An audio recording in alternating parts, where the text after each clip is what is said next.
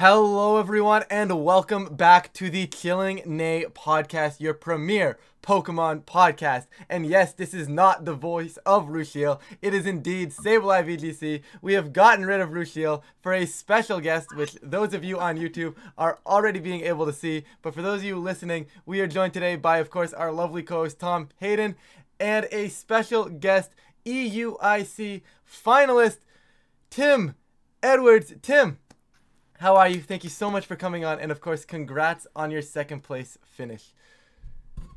Thank you so much. It really was a special weekend that still doesn't feel real. It means the world to me, and to be joined on the podcast by you guys is truly an honor. I'm happy to be here. Thanks again for the invite. We're the ones that are happy to have you, please. I mean, you are the guest of honor right now. You are the talk of the town, so to speak, as well, because I feel like a lot of the people, and we were talking about this before as well, and I'm guilty of this, is before the tournament started, I think everybody had that question of who is Tim Edwards, because I'm going to be honest, personally, I saw your name and I said Tim Edwards, it said US, and I'm like, it's a name I've never heard before. Maybe they're like West Coast or something, but no, apparently you are a New York local. This is this is wild. So tell us a little bit about how you kind of got into playing and how long you've been playing for.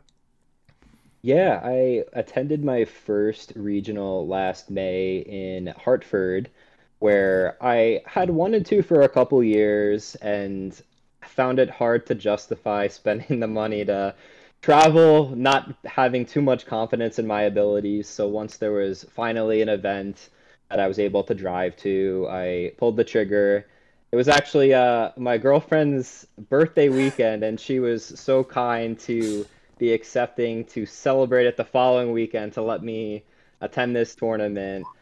And I went 6-3, which still I felt was pretty good compared to just having no expectations whatsoever. So that was about 10, 11 months ago at this point. But I've been following VGC since the Players' Cup 2 of Sword and Shield when Wolfie won. I participated in Players' Cup 3 and 4 and have dabbled around since then, but still a relatively new player. And I know you mentioned I'm from the tri-state area, and that's definitely a really huge reason I think that I've been able to grow so much in such a short period of time with incredible competition that is very sad when you get destroyed, but it's helped me learn a lot, and I wouldn't be where I am now without that. Oh, that's... Bro, Paul Chua called you the best tri-state area player.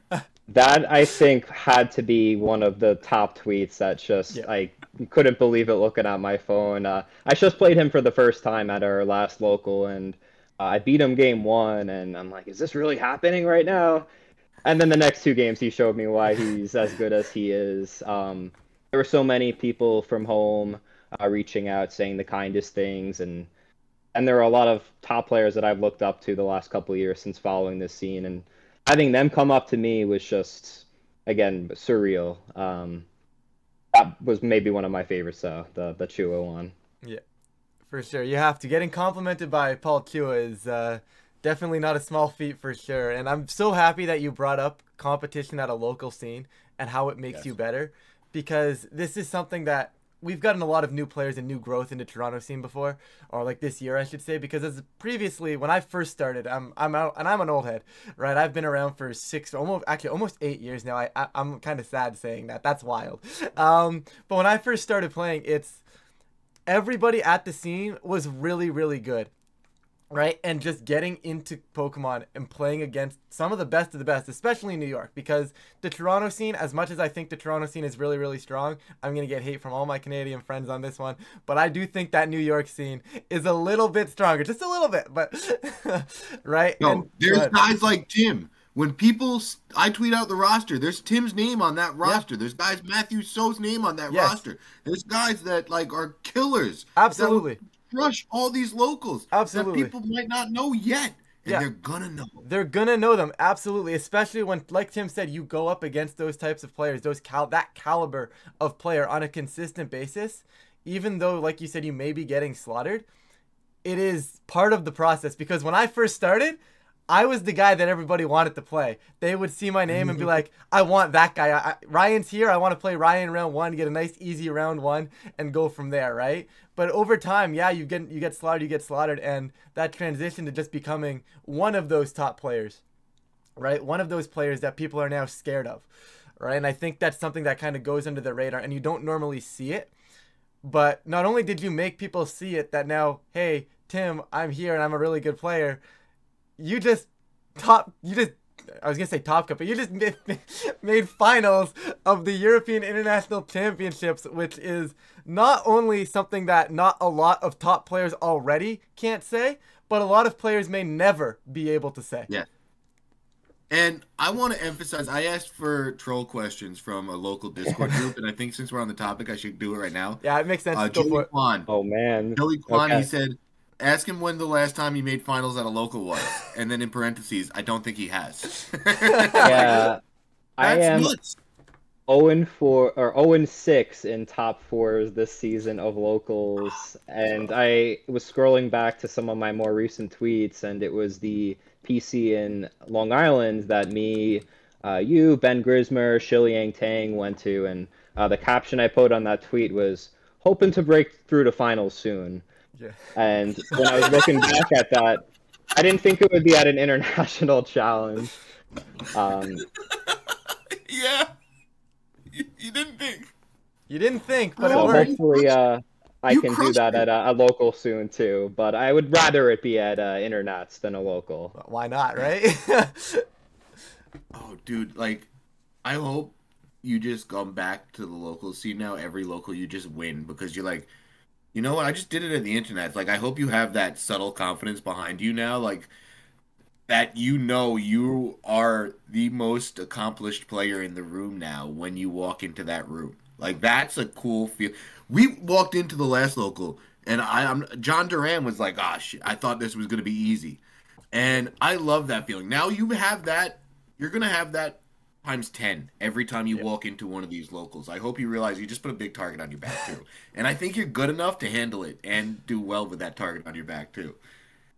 Yeah, I definitely know in my first season I've had some good accomplishments. I made my first day 2 at Toronto Regionals, and to your point, I have top cut a lot of the New York locals, but there was still lack of confidence at times, where the last major before this event for me was Charlotte, and I went 4-5. I went negative at that event, and I felt like the Toronto Regionals was a fluke for me. Oh. And I was really dejected at that point in time. But I truly feel that the biggest reason for my success this season was learning from those failures, where my first major of the year was Pittsburgh, and that was after going to 2 majors last year at the end of the season. I already mentioned 6-3 at Hartford. I also went 6-3 at NAIC. So when we started Pittsburgh, my thought process was like, all right, this is the time to go 7-2. You've gone 6-3 twice. It's only up from here. And then I went 5-4 at Pittsburgh, and I'm like, you know, what happened here? I regressed, and I tried to really reflect on a macro level on what I could have done better. And I was using a balance-oriented team at that time. And after some thought, I realized that my team just really struggled with speed control options. So at that point, I was looking into some of the teams that did well at the World Championships last year, and Federico, or Fede Campo's team really stood out to me because he had a booster Icy Wind Flutter, and he had a Trick Room Cresselia. I thought the team was really cool because it had 2 different forms of speed control. So that's what I went with, and I then made day 2 at Toronto with a similar team. This was Leonard Kraft's Blood Moon team with Dusclops, still had the booster Icy Wind Flutter. So I think that's how I took that step. And then after Charlotte, what I realized was I was kind of sick of running very volatile hyper offense teams, where I felt like if I wasn't getting leads correctly, if I wasn't getting reads correctly, I couldn't reposition. I just felt very behind in the game. Which is why my most recent team that I brought to EUIC, one of the most important things to me was having a defensive backbone. And the Rillaboom Incineroar duo was just so incredible. Obviously, the double fake out, the double pivot. But I also had a booster Icy Wind Flutter on this team too. So it really felt like a lot of my learning lessons from the season came together.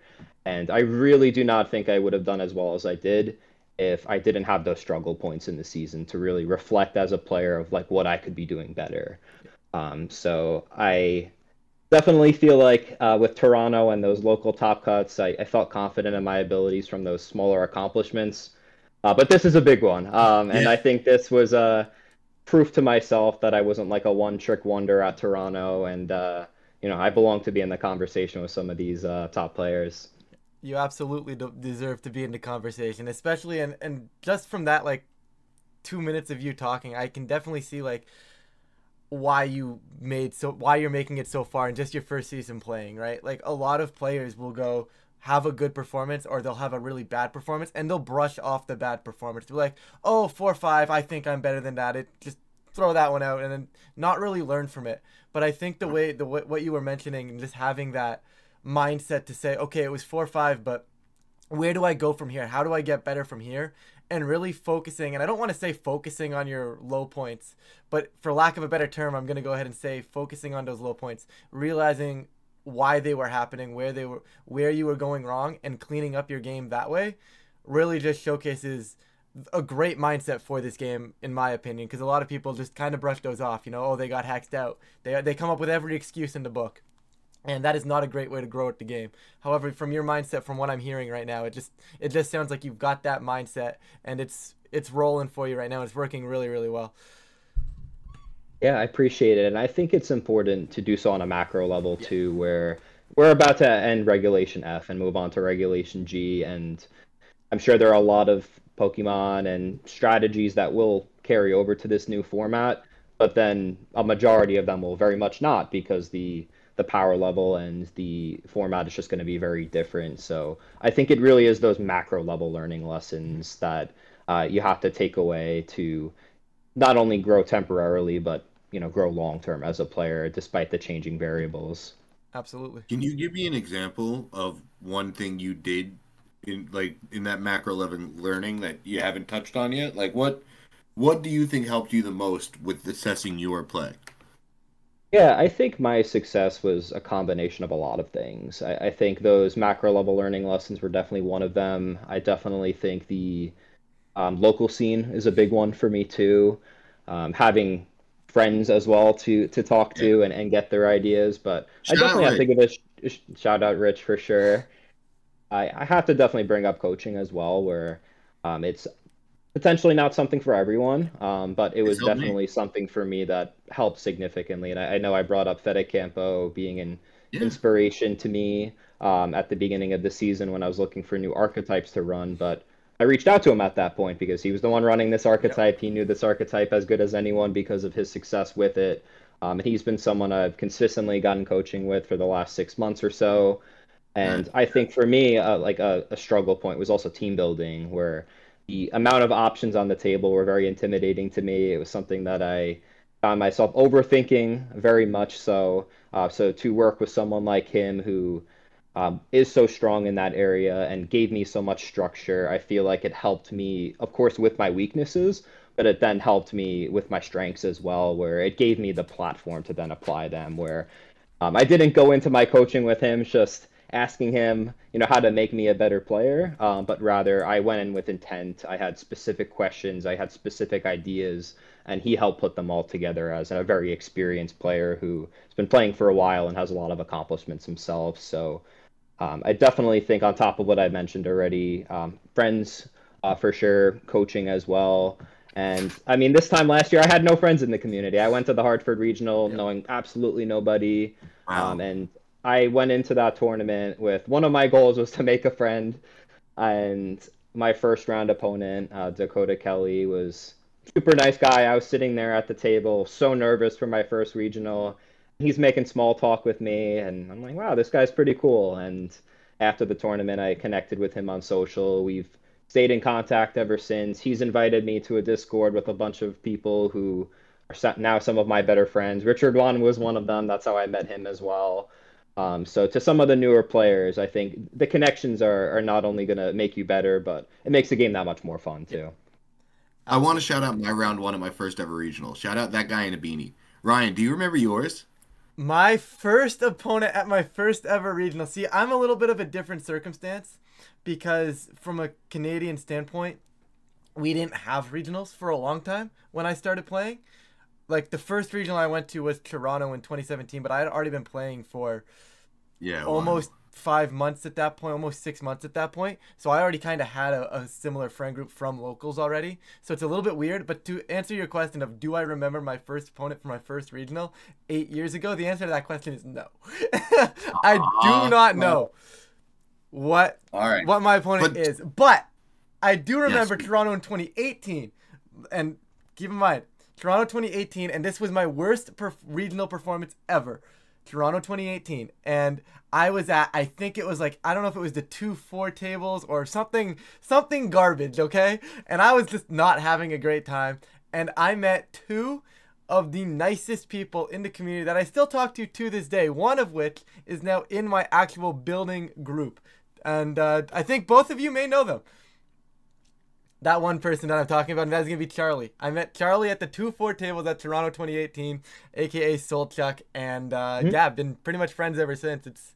It's crazy how things work like that, right? So, I don't know, friends are broken. They always have been in this game. Yeah. But just to kind of keep on track here, Tim, I know you mentioned coaching, and I know there's going to be a lot of discussion on whether coaching works, but I want to talk about mainly and specifically how I think there's so many different ways to learn and improve at this game, because there's so many different mindsets, and of course coaching works for you, it may not work for everybody, and I think it's very easy for people to just jump and say, oh, coaching's not going to work, or oh, this method doesn't work.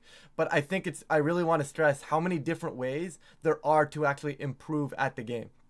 Whether you're running a bunch of sets with friends. I have a player out my local scene right now, relatively new player, and he's been absolutely dominating locals as of late. And he apparently goes home and he plays games against himself on 2 separate showdown tabs. And I'm like, first of all, that's insane. You're insane. But clearly it's working, right? You're getting better, right? So it's just so cool to me to see different things work for different players, and like there's not like one path to success. So I'm happy coaching is, of course, working for you, because I don't think I'm a believer in it, because I've had people before ask me, would you ever do coaching? And for me, the answer is no. And mainly the answer is no. One, I'm not a huge, first of all, I don't think I'm a great coach at all, despite the fact that I coach baseball IRL, but that's besides the point. But in terms of Pokemon, I don't know, part of it's like, I don't want to just have all my eggs in the Pokemon basket, but I don't know, it's just such a tough game to coach because there are so many different mindsets, and I wouldn't want to take money for something like that, but I am happy you found a coach you agree with, and obviously you're clicking with, because as we've noticed, things are working. For those of you guys just listening, we will be getting into the actual EUIC talk at some point as well, just to kind of tease that to keep you guys listening really quickly. But Tom, you guys, any other of those teasers or brain, whatever you're calling them, for Tim? Oh, troll questions? Yeah, from there we the go. Game boys?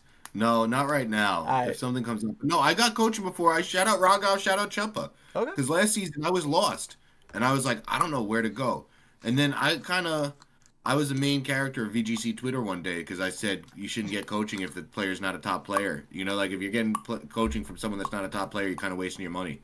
And I think I said it in a mean way, but I stand kind of by that sentence. And Fedecampo is one of those most accomplished players around. And, like, that's someone that could really help you and, like, talk about those personal experiences. And that's something, like, Ryan, you got in finals at Vancouver last season. Like, I think your experience could really help a lot of players as well if you ever did want to coach. It was a fluke. And your coach it was a fluke. No, don't say that. Don't look at my regional results this year. It was a fluke. Trust me. So no, let's get into EUIC now that Conk's gone. I'll try to take. All right. Well, we'll actually get into EUIC and I want to ask what the prep was like for you, Tim. Say, like, you knew a lot of the teams at the local scene you were seeing, but what were you expecting to see at EUIC? Did you see a lot of what you were expecting? And I've mentioned this before. Stamina. Your team plays really long games. Like, your games and mental fortitude through this tournament is so impressive to me as Tommy fucking Trick Room. Sorry, God. There it is. But, like, I want the game to be over in 5 or 6 turns. And, like, you playing these 19 minute games that it's like the timer's coming up on stream. It's like 3 minutes till battle ends. That were a lot of your games long and drawn out throughout the tournament. And I want to talk about like what you expected to see if you saw it, and like your team in general, like going into the tournament. Yeah, I guess starting off with the prep. So starting off at Charlotte Regionals, my last major event, I was running a team similar to the Nick Donnelly team, and I knew that it was time to drop it because of the reasons I mentioned before. Not that it's a bad team whatsoever. He had an incredible run, and I've actually been chatting with him recently, which has been cool for me as someone who used to run the archetype and with the player who did so well with it. But I wanted a team with a little more stability that was less volatile. So when I came back, I was testing out new teams. I tested out the Gouging Fire team from Luka Trajut, which I went 4-2 cut at a local with. It felt pretty good. And then the Global Challenge was coming up, and I was thinking about playing 45 games, and I'll admit that I relapsed and I went back to Blood Moon because I wanted a team that can get through those games very quickly. And I finished top 50 outside of Japan in the world with that team. And while that felt very nice, at that point I'm like, oh no, like I guess I have to keep running this team. So I brought it to a Long Island MSS, and I think I went like 1-2 drop or something like that with it. And I remember just leaving and being like, man, I was here for 3 hours. I was planning to spend the whole day here. Like, what are we doing? We're already done. Yeah. And I once again realized that it's time to find something new. So then I tested out a couple more teams. I tested out the Toller Web Goldango team, a team that, again, felt okay, but I just didn't click with, so I moved on once again. And then eventually I remember watching one of the European regionals, and I saw the Casti team. So that being the Booster Icy Wind Flutter. This version had a Wellspring Ogerpon, Incineroar, Dark Urshi, Lando Eye, and Raging Bolt. And I felt like that team just looked perfect to me because it had good speed control options with the Electroweb Raging Bolt and the Icy Wind Flutter, but it had a really good defensive core of Incineroar, Wellspring, and Assault Vest Raging Bolt, and it still had really strong attackers in Dark Urshi and Lando Eye. So that was the team that I knew was what I was looking for and had all the components that I wanted. So last month was a crazy month, and Tommy definitely knows this from the local scene, but we had an insane amount of MSSs last month. March, we had 1 or 2 every weekend. Yeah, that's crazy. We had. I went to a total of 4. Yeah, I think we had 4 total in Canada, and you were going to only 4. Yep. One of them I actually did drive up to Boston because one of my friends is a local, so I did get to experience that scene too. But I totally... Shout out Conk, the other podcast that's not here right now. Yeah, I didn't get to meet him there either. I dodged him again, but next time I'm really looking forward to it. So yeah, this Casti team that I was using, I top cut 3 out of 4 of those MSSs with. So I felt like I was getting really good tournament practice where best of 3 showdown ladders, definitely really good. It's different than in real life events. And I felt like I had the right team. I was getting good results with it. And then I talked to, my coach, Fede, who told me he thought my team was slightly outdated and showed me a different version, which is a lot similar to what I ran at EUIC. And I was really nervous because I'm like, I just did really good this month of March with this team. I don't know if I want to make these changes so last minute, but quite honestly, I just trusted him. I mean, there were a lot of components that I did really like. I did like adding Rillaboom as a second fake out mon. And I did feel like the Common Raging Bolt was just a very strong call, a very tough mode to defeat. So then I brought that to like my last MSS of the month. I did well with that too, and I said, I guess we're rolling with this. That was really only like, right? Yes, it was. That was the only time I ever used that team before EUIC, besides a little bit of laddering the week leading up. But I think it had a lot of the same concepts of the other team, but some small differences that I didn't have as much experience as maybe you think I did heading into last weekend. Just really quickly, can you just list the 6 Pokemon on your team for the viewers listening? Yeah, of course. So I had Booster, Icy Wind, Fluttermane, as well as Ogerpon, Hearthflame, Urshifu, Rapid Strike, Rillaboom, Incineroar, and Raging Bolt. So the concept of the team is it has 2 modes, but in general is very balanced. So the first mode is the Raging Bolts mode, where you typically pair it with Incineroar and Rillaboom to cycle your fake outs to get Calm Mind set up. You have your U-turn and Parting Shot pivots, and you even have Intimidate to pair really well with Calm Mind. And the second mode of my team is the Icy Wind Flutter mode, which pairs really well with Ogerpon Hearthflame, which is basically this generation's Zacian with the crazy damage output it gets with the attack boosts, and Urshifu Rapid Strike. So that was definitely a concept of my teams that I really enjoyed in the past, having multiple modes to go with. So yeah, those are my Mons, and they obviously perform really well, and they have a special soft spot in my heart. Yeah. But to your other question, Tommy, about the stamina this weekend, Yeah.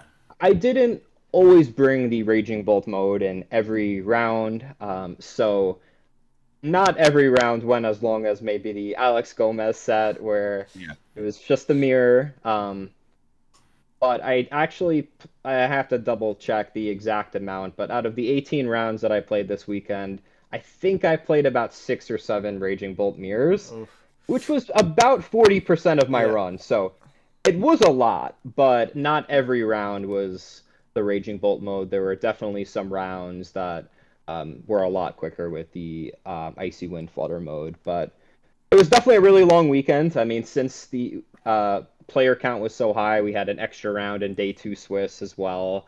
I definitely did feel very exhausted by the end of the weekend, and I have not played any games since I got home. I've been resting a little bit, but I mean, when you're on such a big stage and you're having such a fun time, the fatigue feels a little bit less for sure. Absolutely. Now, you might hate me for this question, but I always like asking this question to top performing players when they come back from a tournament. I have 2 questions really. One is going to be, what was your favorite set from the weekend? I think that's really fun to talk about always. And number 2 is going to be, if you didn't run your team, what was your, without saying your team, what was your favorite team that did well at the tournament? Okay. So I guess my favorite sets, I'll start with that. A few that I'll quote. So I started off day 1 8-0, which was best case scenario. I was hoping for 6-3 to get a majority of the points remaining to get my invite. 7-2 would have been nice. Yeah. And here we are at 8-0. So I'm at table 1 to start the day, to end the day rather, which was a cool thing. So I got paired with Victor Medina, who is obviously one of the best players in the world, and getting to meet him, he was such a nice guy. It was a really fun time meeting with him, and he was running a similar Raging Bolt team as well. So it was a long set, and we were one of the last ones to finish round 9. So almost everyone was kind of gathered around. I mean, especially since we were at table 1, and I beat him game 1. I lost game 2, and game 3 I was so far ahead, and he made hard read after hard read after hard read to fight it back in the set, and he won, and it slipped through my fingers. And even though I started the day 8-0, which was best case scenario for me, I couldn't help but walk out of the venue just feeling like I let one get away, that I could have been an undefeated player on day 1. I could have beaten Victor Medina. But it sounds cliche, but I'm not lying when I say, when I walked to the hotel that night, I said, I want him again. I want the rematch day 2. Bring him on. I want another chance at that. So I did play him day 2, and I think it was round 3 of day 2. And at this point, you saw why he was a top player. Yeah. He analyzed my approach to the set, and he adjusted extraordinarily well. Where he played a lot more Landorus-centric game plan, which put a lot of pressure on not only my Raging Bolt early in the game, but obviously Landorus puts a lot of pressure on Incineroar and Rillaboom too.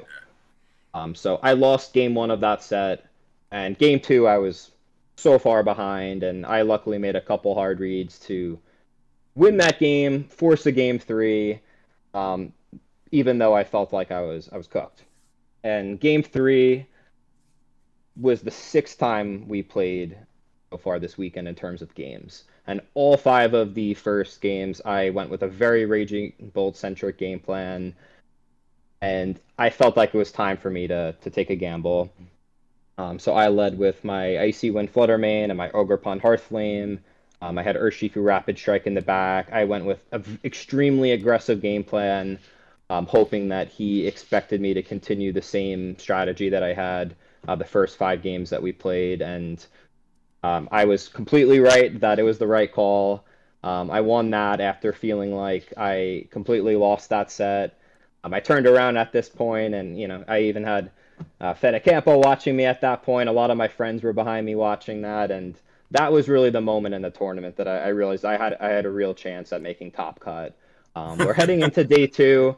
To be honest with you guys, I thought I was happy with how far I made it at that point. And at day 2 Internats, you have some of the best players in the world. I didn't know if I was going to be able to keep it going, but at that point, I really felt like I had a chance to do something special. I know you asked for my favorite set, but I have to give you 2 more. Absolutely, go for it. Because it really was such a memorable, special weekend. So the next one was my top 8 set. And I got matched into Tinglu, Dozo, Gouging Fire, which heading into the tournament was the top team that I was afraid to play. And when I saw the team sheet, I was like, all right, this has been fun. I'm heading out. And I had Joe Ugarte come up to me at that point, and he's like, all right, man, you're the last American left. We got to make this work. Pulled out his notebook and pen, gave me an on-the-spot coaching session. And even though he gave me a strategy that I had never once practiced, I was like, honestly, man, I'm so unconfident heading into this matchup. I'm going to just trust you. Yep. In practice, my win rate against this team was abysmal. I maybe beat it a couple times at most. And the reason why it was difficult was it's double dragons on this team. It has Gouging Fire and it has Dragonite. And my team consists of Fire, Water, Grass, and just slap on one more Fire and Grass while you're at it with Ogerpon. So really difficult to do damage into those mons.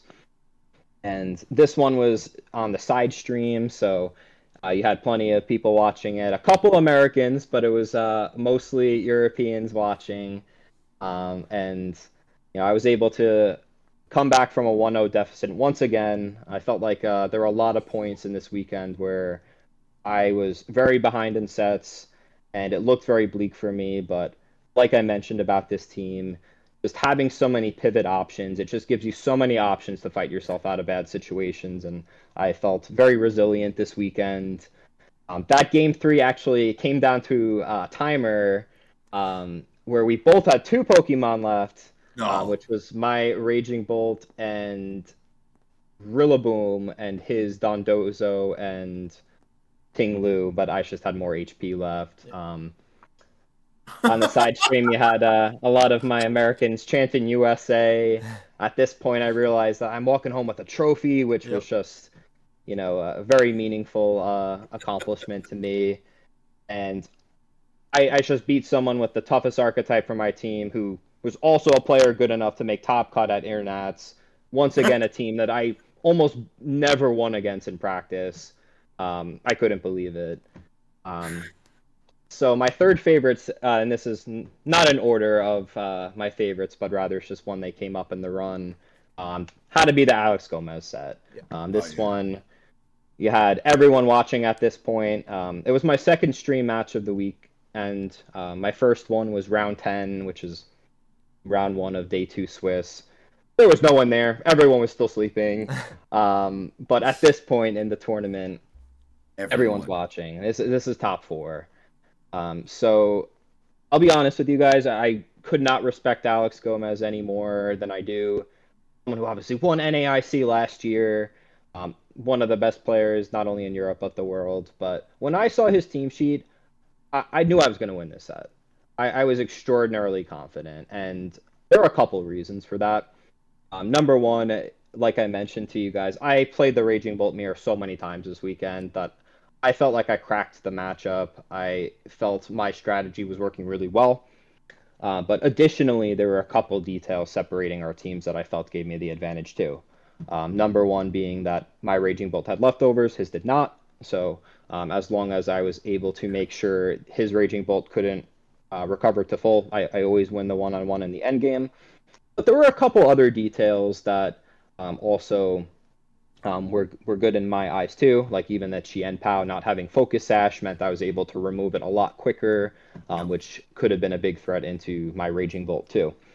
The one thing I was very afraid of on his team was his Goldengo, which he actually did not bring into either game of the set, which I was pretty surprised about. He didn't have Goldengo, though, did he? It didn't have the icon behind him. Did he really have it? He did. He didn't bring it in either game, and I guess that was, from his eyes because I was bringing Ogerpon Hearthflame both games. Yeah. I was keeping it in the back for that exact reason. You had but to. my fear was... Game 1, I terastallized my Raging Bolt right away to Fairy because I wanted to respect his option of faking out my Incineroar and just immediately clicking Dragon Pulse into my Raging Bolt. And that was especially threatening because his was booster special attack, and that would have really brought me down low right from turn 1. Wow. Game 2, I was so worried about him expecting me to Terra Fairy from turn 1 again, just immediately swap into Goldengo and put a lot of pressure right away with the steel moves into Raging Bolt. He did not bring it. He didn't bring it once. Yeah.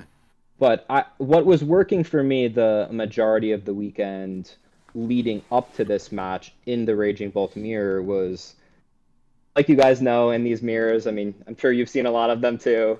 They're somewhat linear. A lot of the turns in the early game consist of faking out and Calm Mind and Parting Shot and faking out and Calm Mind and U-turn, etc. And as a Raging Bolt player, I think you ideally want to at least get to +2 or +3 before you start attacking some of the opposing Raging Bolt's partners and removing resources on their team. So throughout the weekend, what I eventually realized is, my opponents were really good too. They had similar strategies to me. Around turn 2 or 3, when they had those boosts, I should swap my partner into Fluttermane. And then suddenly they're in a position where their Raging Bolt can't touch my Raging Bolt. And as long as my Fluttermane is not using attacking moves, and I do have a supportive Fluttermane, they can't attack Fluttermane either. So I quickly remove a lot of their partners, and suddenly they're in a position where their Raging Bolt's set up, but it can't attack either of my Mons. But I didn't feel like I could do that against Alex Gomez because of the Goldengo. I was very afraid of the Goldengo. That was the reason I brought Hearthflame in the back. But my favorite moment from the whole weekend, which Play Pokemon had a tweet about, which I'm glad I could keep rewatching this over and over again.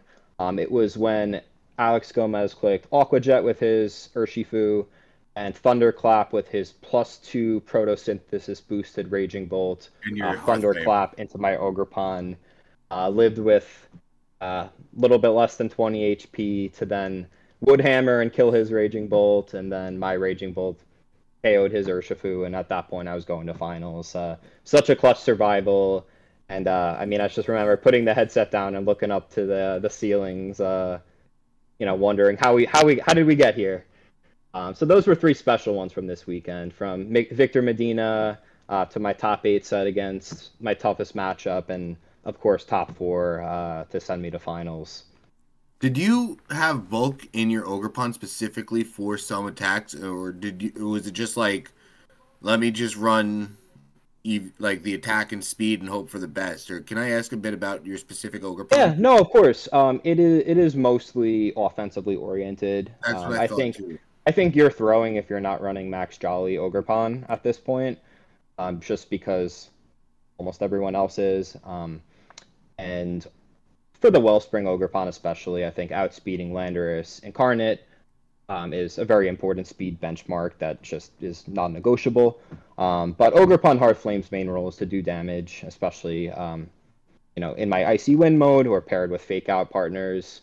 I have a little bit of HP investment. It's not a lot. It was just enough. It worked. Yeah, It but was enough. enough. It was enough. It was and enough. Dude, like, I really can't emphasize enough. Like, looking at this match, I thought it was more. I didn't realize he had Goldango, to be honest. I guess that's on me. You said that in the interview, and I was looking behind you, and I guess they had your team twice, and they were so similar with Roaring Moon. I mean, Raging Bolt, Rillaboom, Incin, and the Urshifu. And then, the only differences were, the Chen Pao, Goldango, and Hearthflame Fluttermane, which really worked in your favor. But, dude, going into finals then, after that match, you had Taunt on your Fluttermane. You're going into a very Trick Room-oriented team. At this point, you didn't know who you were playing after you got off the stage, because that match was after yours, if I remember correctly. So, what's the first thing you did when you got off stage? Like, what were your first, how did you react after that match?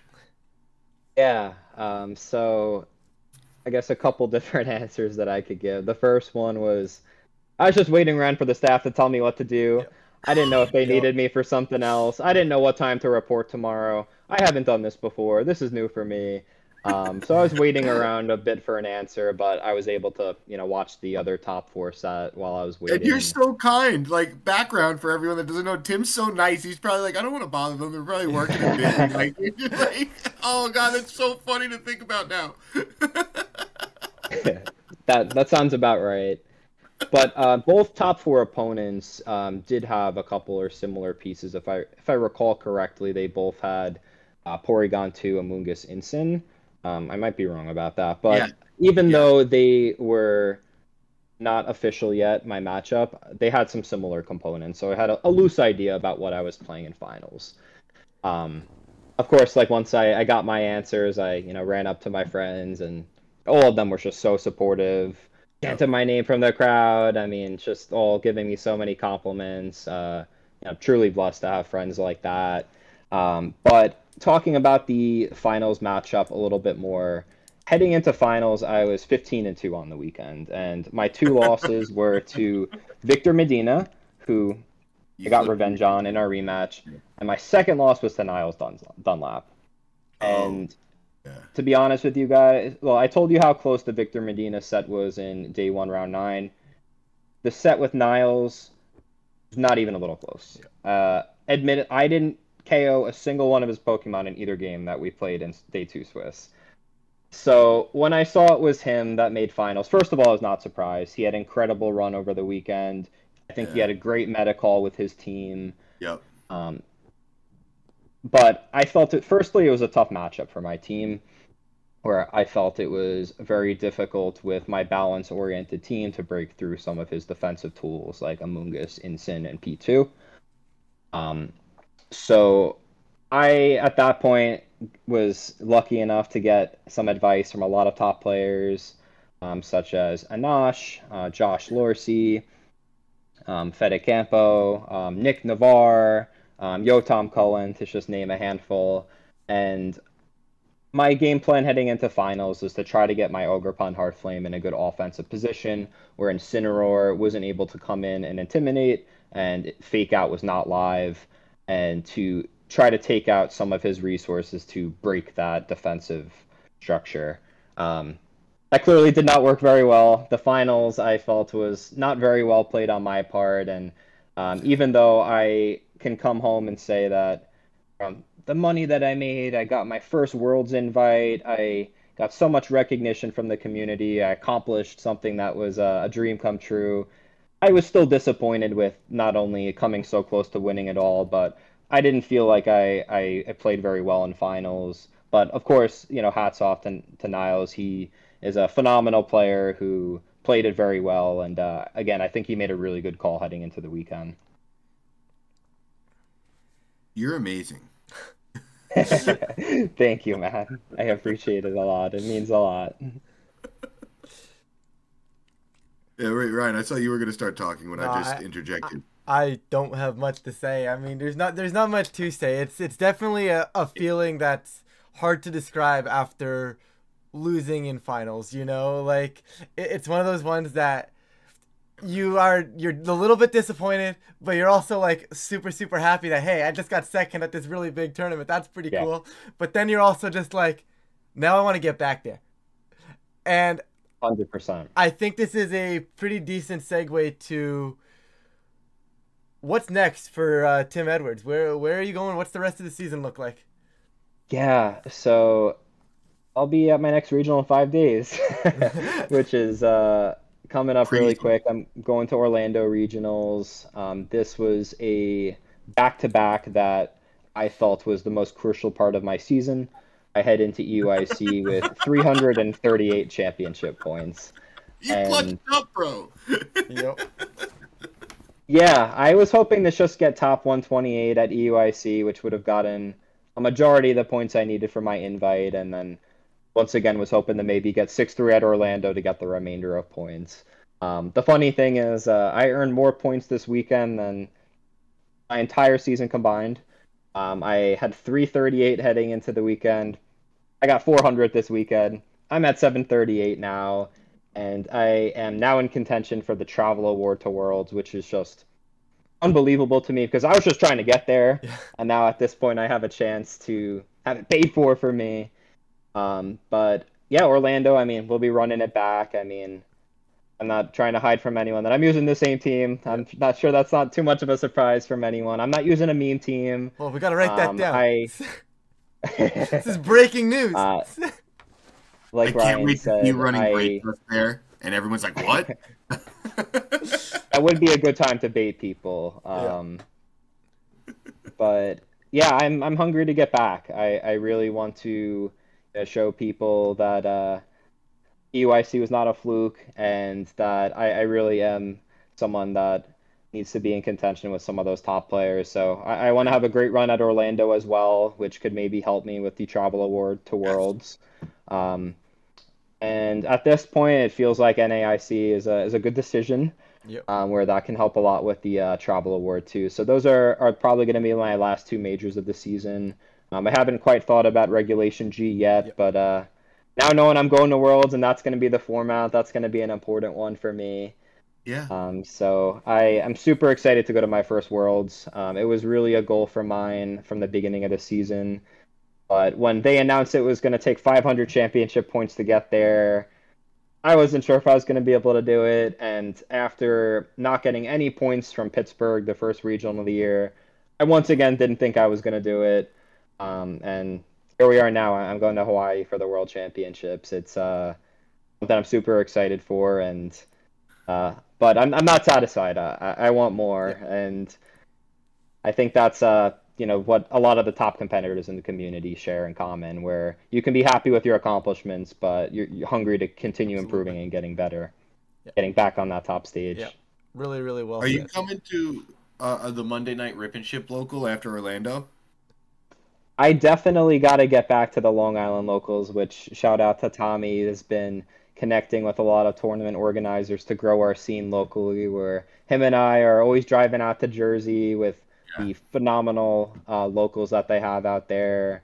Shout out to Arbin, who is a good friend of mine and phenomenal tournament organizer over there, who also had quite a run himself in Charlotte this season. So having more locals on Long Island is something that I'm truly excited for. For many reasons, for my car's gas mileage, but even for just people who are looking to get into the scene too, just like me. It's that much easier for them. I'm not sure if I'm going to be at that one, but I'll most definitely be back this season, without a doubt. All right, what about Friday Collectors? No, because I need to know what I need to pray for. No. Tommy's right now trying to plan out which ones he's hiding. I'm like looking at my calendar. He's trying to figure out which ones he can go to where Tim's not going to be, so there's a chance of getting points. This is what Tommy's trying to figure out right now. I never thought I would be the one who's counter teamed. It's a crazy feeling. I will be at the Rutgers MSS or PC or whatever it is on April 20th. So you can mark me down for that one. I'll be commentating that one, not playing, and I cannot wait to cast your games because you're going to get on stream now. Like it was like probable before because so Kevin K. Millie wanted me to ask you to rank the tri-state area players. because Paul Chua called you the best one. So that's what I was going to say at the end too.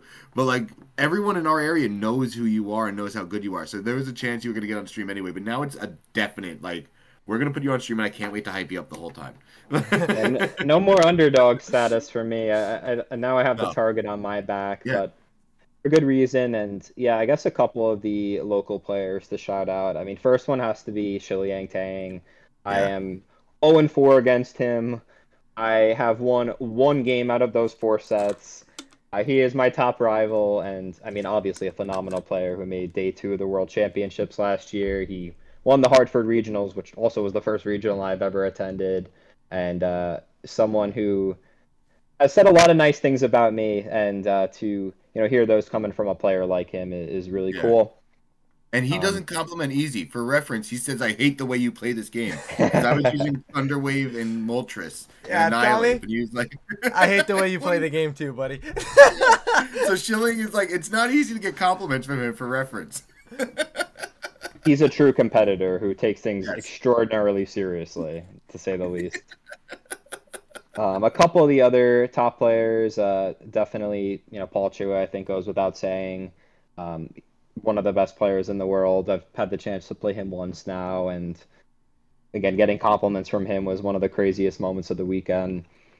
Believe it or not, I have not had the chance to play James Evans yet, but I will say he is someone I'm thinking of more than almost any player in the community right now, because what he did was he finished second at the Knoxville Regional Championships, which a player like him who has so much experience and accomplishments, I know he wasn't satisfied with that. I know he wanted to take home the championship. And I remember watching a video that I believe Justin Karras made, which was recapping the Knoxville Regional Championships, but he did it from Toller Webb and James Evans' point of view.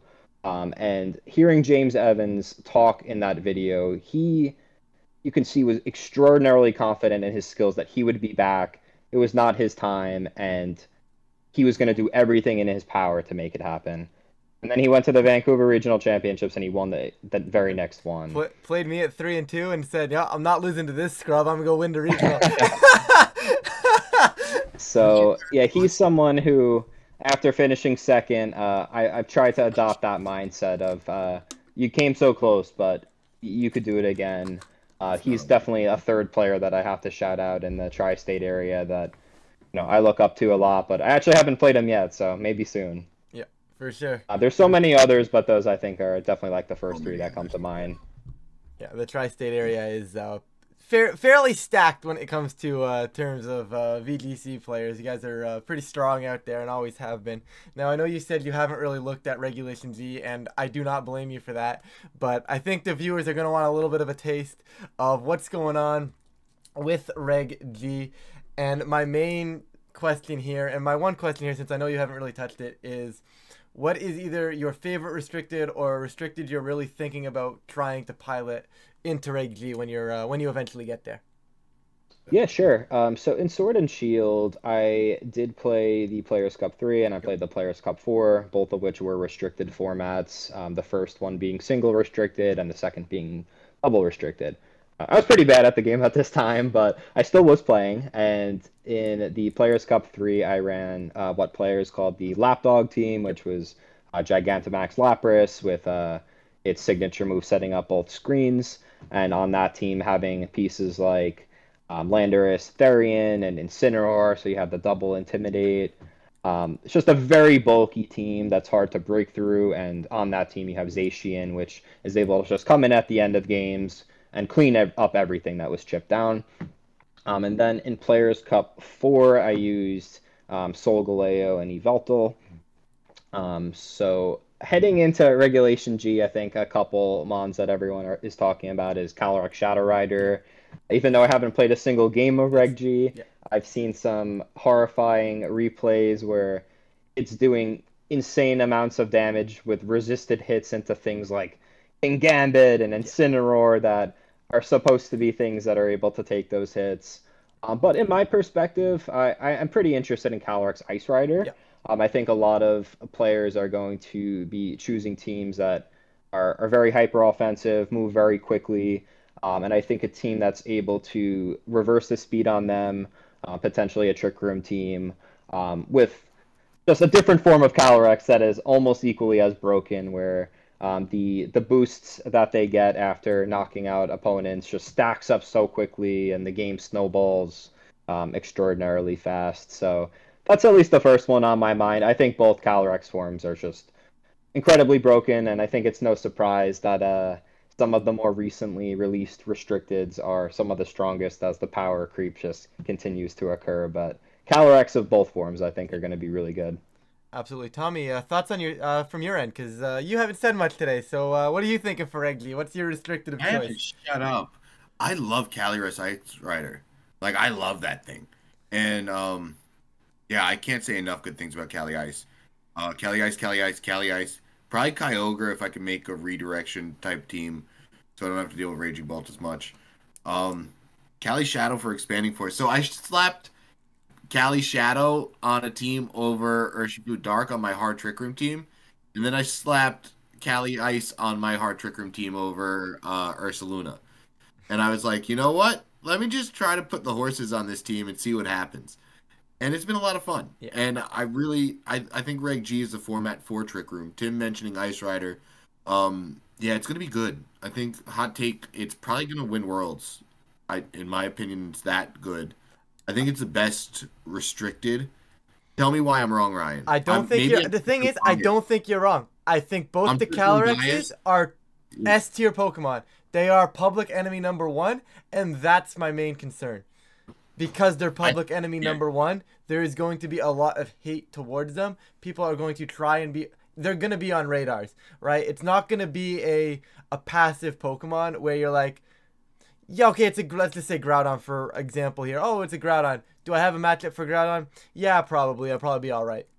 Whereas these Calyrex, their Pokemon teams are going to be sure they have answers to. Now, I have played, I don't know, 150 games in this format. Yes, I'm addicted. I know. Don't yell at me.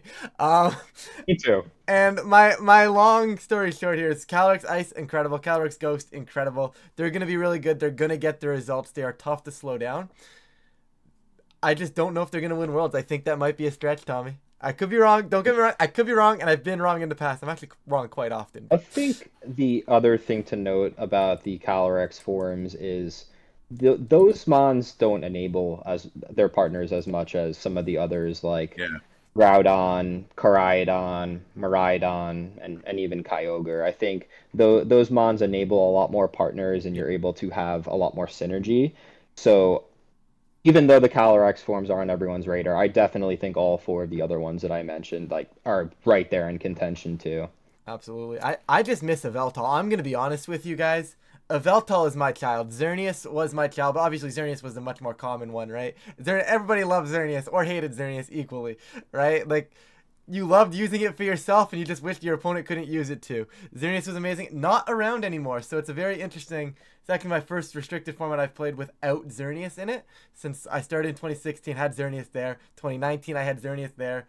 2022, I think it was, had Xerneas as well. So now, there's a new one for me. No Xerneas, no Yveltal, which are kind of just my children when it comes to restricted. So I'm struggling. I'm trying to find something else I'm intrigued on. But can you imagine how good Xerneas would be if they could terrestrialize? I think Geomancy and... yeah, it would have broken the game. Like, all the boosts that Fluttermane could potentially get. And I think, Tommy, you mean, like, quite literally broke the game. Like, I'm pretty sure they're not there because they just couldn't code them in properly. I would believe that. And I love Yveltal also. I used it in Sword and Shield. And with Assault Vest and Snarl, and you combine that with, like, Oblivion Wing, it feels like the thing never can get knocked out. But I especially miss it in a format where Calyrex Shadow Rider is going to be everywhere. Exactly. We need Yveltal. We need Yveltal back, and then you can tear it out of the Ice Rider weakness. It just feels pretty good. I want it. That's all I'm saying. I miss him. I hope he comes back. But I think that's pretty much going to do it from us. Tommy, you got anything else to say? No, I think, like, we touched on all the questions we had going in, I believe. I had the questions from the Peanut Gallery. I had the breakdown of who you are, explain a little bit of background, how you got into Pokemon.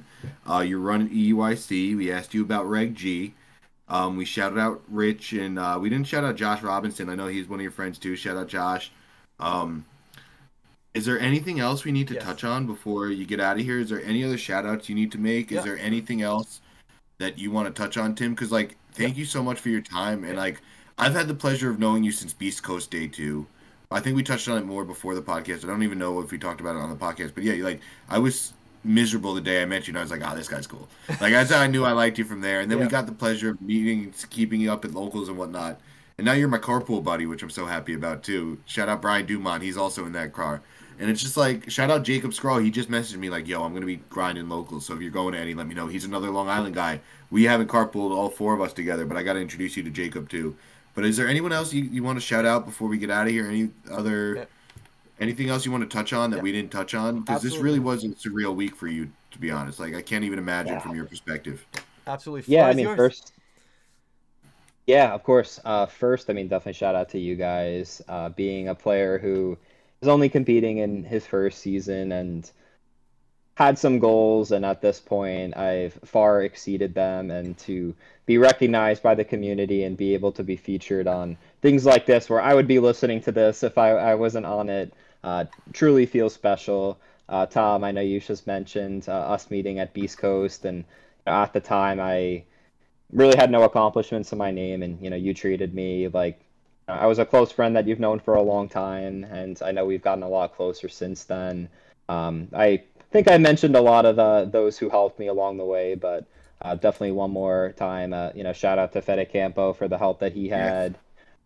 Shout out to my friend Joe Kwan, who was my agent over the weekend, between helping me with my flight situation when I had to find a new one for Championship Sunday, as well as a hotel. And I mean, he's someone who's was probably the player I looked up the most to in my Discord group, and was just very competitive with him, and he's become a close friend. Dakota Kelly, again, my first opponent and my first regional, my first friend in the community, who introduced me to so many others. And really it's just everyone from the New York, the New Jersey group who made me feel amazing with the accomplishments that I had. And really the entire North America community was rooting for me at that point, and USA.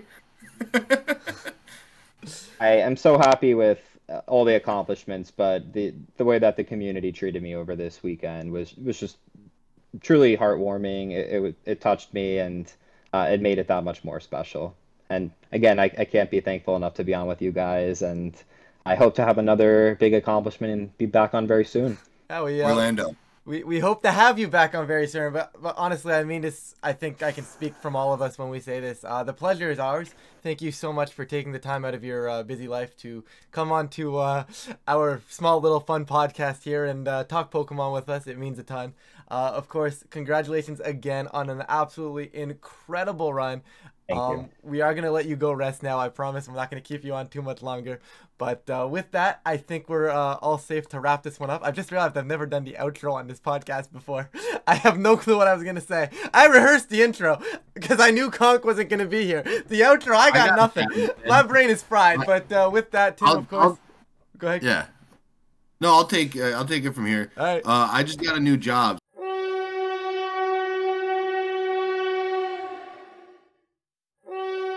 Tommy, I have to cut that out. You know I have to cut that out. All right, yeah, I get it. But no, dude, like again, Tim, I can't thank you enough for your time. I really can't, and I'm so happy. Like, I can't wait for people to listen to this and hear the feedback. And like, again, and also if you haven't listened, go watch Tim on Tub Takes. He's going to be on Tub Takes yesterday, which is tomorrow. Yeah. When this goes live, he would have already been on Tub Takes. Unfortunately, Tommy didn't want to move the episode earlier so we could, get Tim first. But don't worry about that. It's not important. But no, go watch Tim on Tub Takes too. Support. Leave a comment on the Tub Takes show with Tim. Say how much you love Tim on there. Leave a comment on here. Say how much you love Tim on here. No, we really thank you so much. I really can't thank you. Yeah, enough. I think we had great chemistry with Ryan, and I had balance in common, and you and I had Trick Room in common. Those were my two archetypes this season. I think it was a seamless match. But thank you guys again for the kind words. It really does mean a lot. Thank you. And with absolutely. That. I think that's going to be it from us on the Chilling Neigh podcast here this week. All the best. Have yourselves 2 good weeks. Next time we will be back with all things Regulation G. But with that, that's going to be it from us. Have a good couple weeks, everybody. Love you.